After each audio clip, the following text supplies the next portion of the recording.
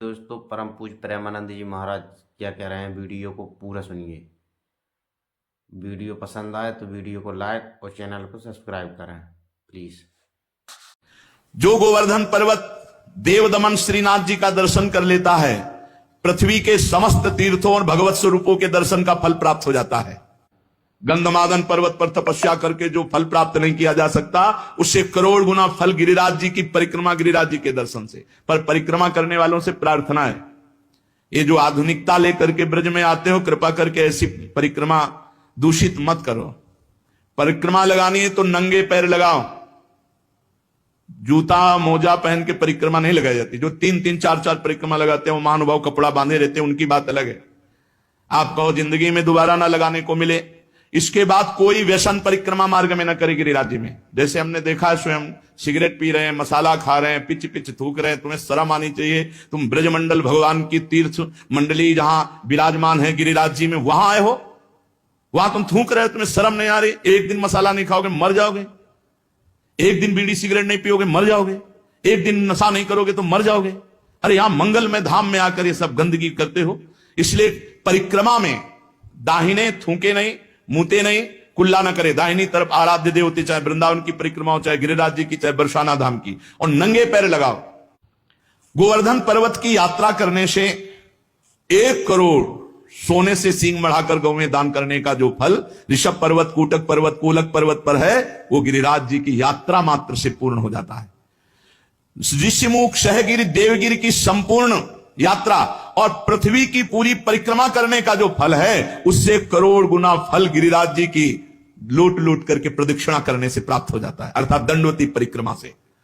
भविष्य काल में उसका मंगल नहीं हो सकता जो एक बार गिरिराज जी से प्रीति कर ले। जय गिरिराज महाराज।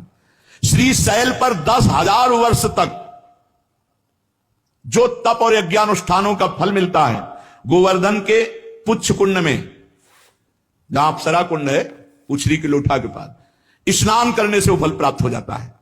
जो गोवर्धन पर्वत पर उत्तम ब्रजवासी ब्राह्मणों को पवाकर दान देता है, वह स्वर्ग चाहे तो स्वर्ग, भगवान के वैकुंठ धाम को चाहे तो वैकुंठ धाम की प्राप्ति होती।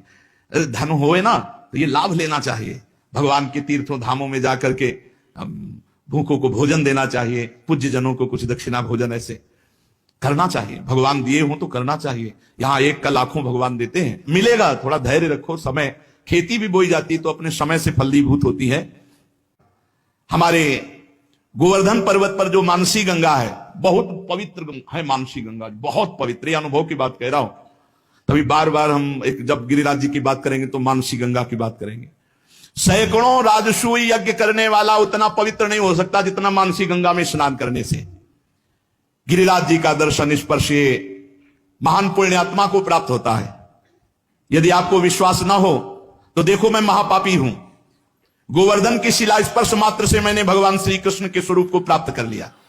अब देखो परिक्रमा लगा रहे हैं, चबा रहे हैं, खा रहे हैं, भुट्टा खा रहे हैं। अरे 21 किलोमीटर है गिरिराज जी महाराज। प्रारंभ करने के पहले कुछ पा लो, बीच में प्यास लगे तो जल ले लो, और जिससे जल पियो उसको ₹1-2 रुपया भेंट दे दो।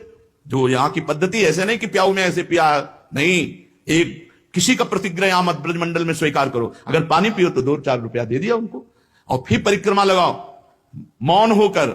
ये प्रपंच की बातें करते परिक्रमा में सब तुम्हें हृदय की ग्रंथि खोल ली है प्रपंच की। देखो ना दुनिया की बातें। अरे भगवान के धाम में आकर आप सोचो, यहां सुगंध फैलानी चाहिए कि दुर्गंध, बीड़ी सिगरेट तंबाकू पान मसाला शराब, ये सब भैया बाहर छोड़ो ब्रज 84 कोस के। यहां आओ तो कमाओ, भगवान का पुण्य मंगलमय धाम का आनंद प्राप्त करो। गोवर्धन महाराज में जो कष्ट सहा जाता है वो बड़े बड़े पापों का नाश करता है, बड़े बड़े पापों। अरे ये कमाई की जगह है। यहां उपवास करके खूब मंत्र, खूब नाम जप करो, भगवान का कीर्तन करो, परिक्रमा लगाओ, दंडवती लोटो, जन्म जन्म के पाप नष्ट करके लोक परलोक की उन्नति को प्राप्त हो। पर नहीं, बुद्धि भ्रष्ट है। यहां आए होटलों में वही संसारिकता, वही गंदी बातें। कैसे तुम्हारा मंगल होगा? 1-2 दिन के लिए श्री जी ने कृपा करी कि धाम प्रवेश पा जाओ, धाम में आके होटलबाजी इधर उधर। अरे ठीक है, कहीं रहो, घर गृहस्थी के जितने खेल है संसार में जीवन भर खेलोगे भाई। धाम आए हो, भगवान के तीर्थ जाओ, नियम संयम से रहो, कम से कम 2-4 दिन जो आए हो ब्रह्मचर्य से रहो, पवित्र आहार करो, 1 दिन उपवास जरूर करना चाहिए। तीर्थवास का एक नियम है कि कम से कम 3 दिन रहे, तो एक दिन उपवास करे, दूसरे दिन फलाहार, तीसरे दिन एक बार अन्न ले ले और खूब साधन भजन करे। ये तो कमाई का देश है। देखो, जो कर्म करोगे उसका आपको फल भोगना पड़ेगा। चरित्र सुन करके भयभीत होना चाहिए और भगवान की शरण में जाना चाहिए और वो उपाय करना चाहिए जिससे हम निष्पाप हो जाएं, हमें दंड भोगने को ना मिले, हमें कम से कम अगला जन्म मिले तो सुअर कुत्ता का ना मिले, फिर मनुष्य जन्म मिले और हम साधना करके भगवान की प्राप्ति करें। मनुष्य जीवन बड़ा दुर्लभ है। दुख की निवृत्ति के लिए कोई भ्रमित मत होना, बार बार आपसे कह रहे हैं। जब तक आप स्वयं अनुष्ठान नहीं करेंगे, स्वयं भजन नहीं करेंगे, तब तक आपके दुख को कोई मिटा नहीं सकता, नहीं मिटा सकता।